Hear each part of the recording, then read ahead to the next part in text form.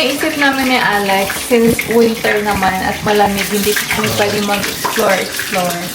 More on talk na lang muna tayo. So, ngayong araw, pag-uusapan natin yung resettling in Calgary, in Canada. Yes. Kung ano na itsura, kung ano na ikinalalagyan namin dito. Yeah.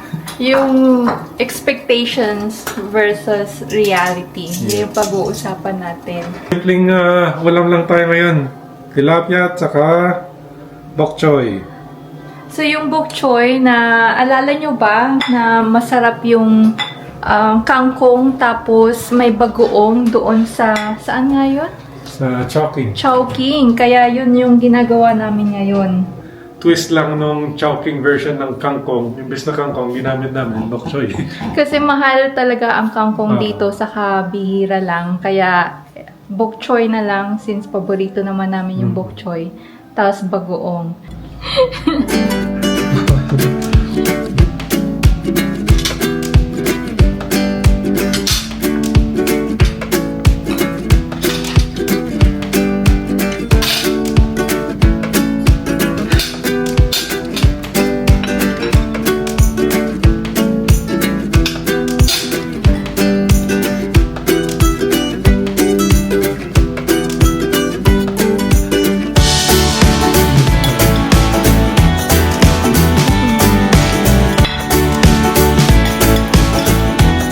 So, buti na lang meron Asian. sa Seafood City Yes. ng Pinakurat. Kasi masarap talaga eh.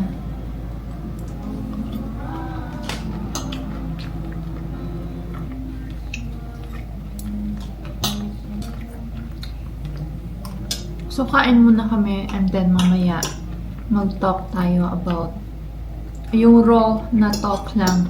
Yung honest talk lang. Kung ano na yung kinalalagyan namin and how do we feel about returning back here. Kakataos lang namin kumain. Sobrang nabusog. Tumingin talaga ako sa tiyan niya. Sobrang nabusog. So, yung pag-uusapan nga natin, yung about pag-settle namin ulit dito sa Calgary. Kasi kung new kayo dito sa channel namin, binenta namin lahat ng 2021 tapos So halos lahat, kumbaga, clear out namin ng mga ties dito sa Canada. Except for, syempre, sa mga savings. At yun din naman namin, yun din yung kinlano namin. and then, 3 years kaming nag-stay doon sa Philippines. Kakabalik lang namin last year. And nung nasa Pilipinas tayo, yung iniisip natin, mabilis kaming Bago kami umalis sa Canada, yung dalay ng pamumuhay namin dito, medyo smooth. Awan ng Diyos, maganda naman yung naranasan namin dito. At kahit pa paano, yun nga, nakapag-pondo, nakapag-bahay, experience na magkaroon ng mga bagong sasakyan. Lahat-lahat na ano namin. So no regrets doon. Gusto namin ma-execute yung long-term goal namin na maranasan yung pamumuhay sa Pilipinas. Lalo na ako dahil kasi nga 6 years old pa lang nandito na ako sa Canada. And then, nagtagal nga kami doon ng mga 3 years. Tapos, nung nag-decide na kami na bumalik dahil nga nag-try kaming mag-adapt. Well, we're not trying but we adopted a kid back in the Philippines. And gusto namin siyang makuha naman dito sa Canada. Kaya we decided to come back. And another reason is makapag-ipon ulit dahil nga medyo napagastos talaga kami sa Philippines. Kasi yung original budget namin is, kung tutuusin, good for 1 year. So dahil nga syempre nag-enjoy naman sa ma-experience sa pamumuhay doon at mga bagay na nasimulan namin doon, na-extend yung stay namin. Hindi lang na-extend, kundi nagsimula kami ng mga iba't ibang maliliit na business doon. Yes. Bumili ng mga properties. Okay, mga na lang kasi more than one naman. So, nung nag-uusap kami na last year na babalik nga dito, dahil nga yung mga plano na para ma-execute namin, sabi namin, ito yung expectations namin ha. After ng pandemic, lahat naman siguro naranasan at naramdaman yung sudden change ng mga economics, yung mga bayaran, yung pagdating sa pagkain, sa kuryente, sa bahay, sa kotse, lahat biglang halos nagdoble. Iba, sinasabi nagtriple. Kaya talagang nahirapan din kami. Nagulat talaga kami sa mga gastusin. And yun yung kinakatayuan namin ngayon. Yes. Ako, nakahanap agad ako ng work. Fortunately nga, yun yung naging sitwasyon is, kumbaga nauna si Molly na bumalik dito sa Canada. At sa malaking pagpasalamat nga pala sa mga kaibigan, natulungan siya na makahanap agad ng trabaho. Tapos, nakahanap din kami ng apartment. Ito nga yung tinitirhan namin na sobrang talagang thankful kami sa nag-guide sa amin na para ito yung piliin kasi sa 1,800 kasama na lahat, tas may mga furnitures na din kaya hindi kami na problema about doon. Nahuli kong bumalik ulit dito sa Canada kaya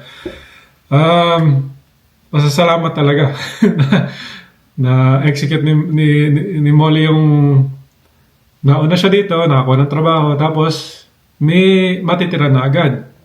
So kahit pa paano, nasa in good situation kami sa ngayon in terms of that, lodging. Yeah. Pero financially, dun lang kami medyo ano bang tawag doon? So, yung financial, pagdating sa financials, yun yung, kumbaga, yan yung sabihin natin na ngayon nag-struggle kami. Yes. In regards to that. Dahil kasi, kung totoo yun nga, with price of lodging, price of food, price of everything na halos doble, triple, totally unexpected ang sitwasyon na balik namin. Yung meaning, ngayon, naghahanap pa rin ako ng trabaho. Sa mga sumusubaybay sa amin channel, makikita nyo, nagsimula na ako mag-DoorDash at magsusubok din ako na mag-Uber para lang at least makaraos. Sabihin natin makaraos na pag-resettle dito sa Canada. Yeah, kasi to be honest, yun nga, paycheck to paycheck muna kami for now. And ayaw din namin galawin kung ano man yung savings namin dahil may future use din kami doon. And so tipid na tipid talaga kami. Hindi naman namin masabi na bad situation, pero hinaharap namin kung ano yung pwedeng manavigate para at least mabalik ulit on track sa mga future goals namin at future mga pangaraps. Yeah. Pangaraps?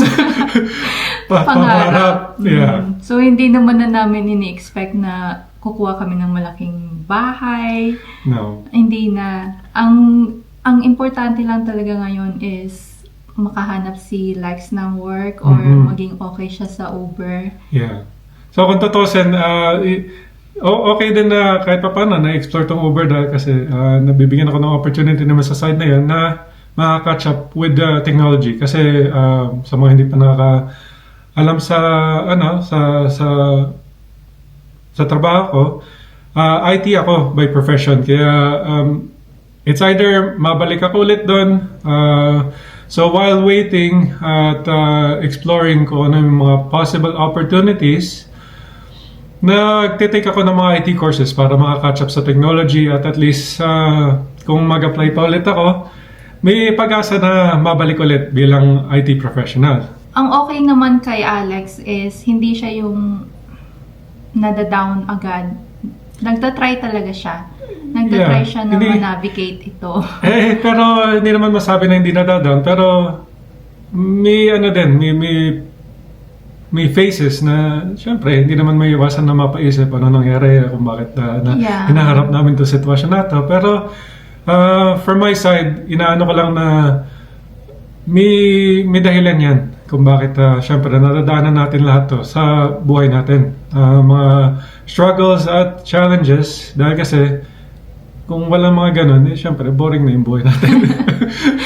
Saka sabi nga namin, so kung hindi tayo nag-early retirement ba na experience, baka okay pa tayo. Pero hindi naman tayo magiging parents. Yeah. Walang tatawag na mommy sa atin, walang Yun nga, tatawag na daddy. So yun talaga yung, I think yun yung way ni Lord na Na kahit pa parang- paano, napalapit na yung daanan na daanan namin sa ngayon is para mapagpat kami talaga na sa anak namin. yeah, sa dream namin na magkaroon talaga ng family. And para sa amin, na-navigate naman talaga namin siya. Although, syempre, mas mahirap lang, hindi mas madali lang sa ngayon dahil nga yung inflation, yung unemployment rate dito din sa Calgary, yung mga opportunities, and then talagang grabe nung Christmas nga ha, sa totoo lang, mahilig tradition na namin magbigay talaga sa family ng mga Yeah. Christmas gifts. Kaya lang sabi namin, saan tayo kukuha ng pera? So, pasensya na kayo sa mga Sa mga hindi nag-expect or nabigyan. hindi nabigyan dahil kasi yun nga yung inaano namin kung tutusin, nasa down period kami. Yeah. Yung masabi na nararamdaman na lulungkot, may panahon na ganun talaga. Normal naman. Kaya lang,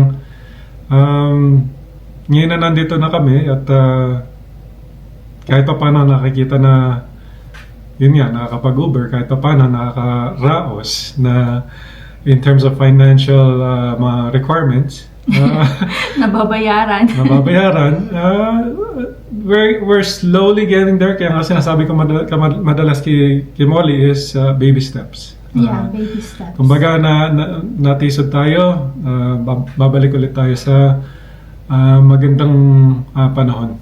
Kasi sa aming dalawa, ako yung laging nada-down. Although hindi ko sinasabi, tahimik lang kasi ako.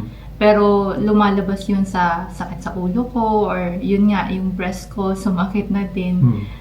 Medyo kasi tinatry kong... Yung anxiety kasi madaling maapektuhan si Molly. Tsaka, sinusolo ko, kumbaga, ayaw kong i-share yung burden. Tapos, yung pala, hindi pala okay yun. Dapat sinishare mo talaga. Dahil magtutulungan kayo ikaw yung magpupush sa isa't isa. Wait lang.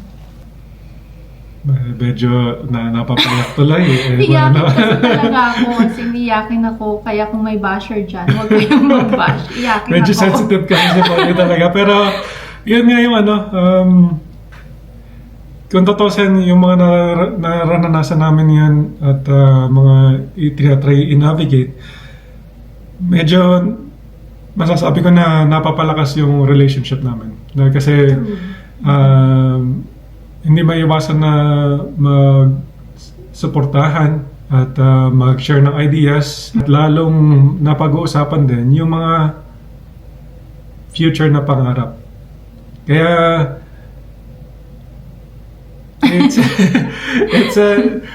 it's challenging but good in a sense na kami bilang couple hinaharap namin to. Saka hindi naman kami yung tipo na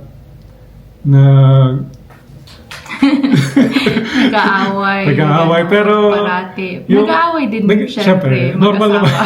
Pero yung mga away na yun yung mga tipo na inaayos at inaayos namin, saka hinaharap namin yung problema para at least saka hindi kami disrespectful sa isa't isa. Maingat pa din kami kahit nag-aaway kami. Dahil syempre ayaw din naman namin matatak yun emotionally, diba? Na yun ang nasabi. Pero si Molly talaga napaka-understanding to, kaya kahit pa paano talaga nag-aano kami nag-workout. So nung Christmas, nung hindi kami makahanap ng money pang gift, ang galing ni Lord kasi yung small namin na store sa Philippines nakabenta. Yeah. Kasi usually sarado yun.